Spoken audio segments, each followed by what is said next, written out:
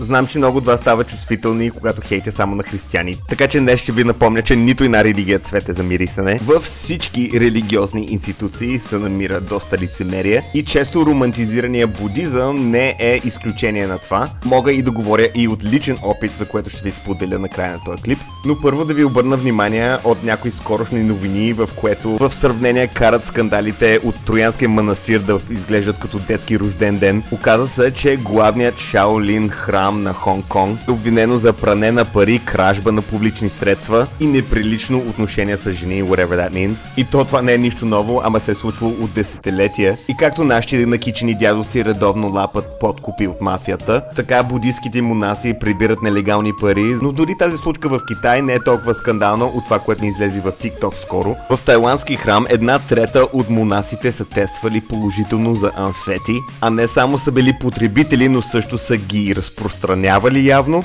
А тъжното е, че това дори не ме изненадва. Ето ме в Монголия през далечната 2006 година, когато все още имах коса. Бях огромен приключението тези години и се озовах там без почти никакви пари. Това е едно семейство, което ме приюти. Имам цял плейлист за този приключенски опит. Той има 24 клипчета, така че на който му е любопитно, може да го насочат там, не ми създавайте повече работа сега. През този месец, което прикарах в Монголия, голяма част от времето бях приютен в буддийския храм в центъра на Улан Батар. Ето го как изглежда. Ето го двора. Те всички снимки са мои, между другото. Камерата просто сакс. И да, през деня посещаваха доста туристи, но вечерно време, заедно с монасите и хората, които работили там, сме се напивали като свине. И не е само вечерно време, то е сигурно на черешката. И сме се обличали с тези уж сакрални маски, което уж никой няма право да пипа. Ето как позирам с една от тях. Може би цялото време в този храм не съм бил изобщо трезвен. И същото мога да кажа за монасите. Всичките пари, които туристите оставиха за дарение, отиваха към алкохол. Но все пак в Монголия това е норма, всички са пияни там. Дори конското мляко, което пият редовно, и той има алкохол в него. Но наистина този експириенс ми прочупи целият идеализъм, което съм имал за източните религии. И затова едвам се изненадвам, когато от време на време излиза подобна новина. Точно защото за всеки мислещ човек би трябвало да е очевидно, че всяка религиозна институция,